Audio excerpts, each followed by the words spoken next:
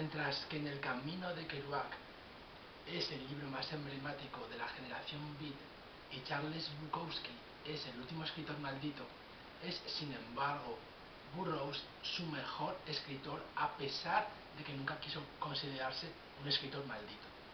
como muestra este pequeño libro llamado Yonki, que fue publicado en 1953. La publicación no fue sencilla y de hecho el editor Carl Salomon se arriesgó muchísimo en publicar este manuscrito por el que Burroughs cobró $800 y Carl Salomon publicó 100.000 ejemplares para que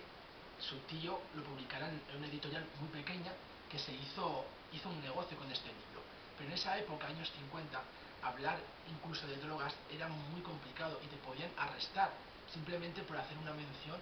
a cualquier tipo de droga.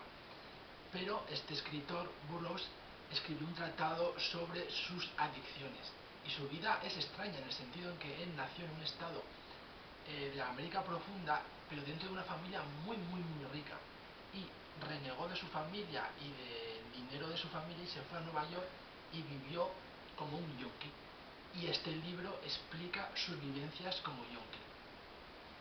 Tienen un enlace en el vídeo para descubrir más sobre esta obra, que puede ser la mejor obra, con permiso del camino, de la generación beat, la generación de los escritores malditos.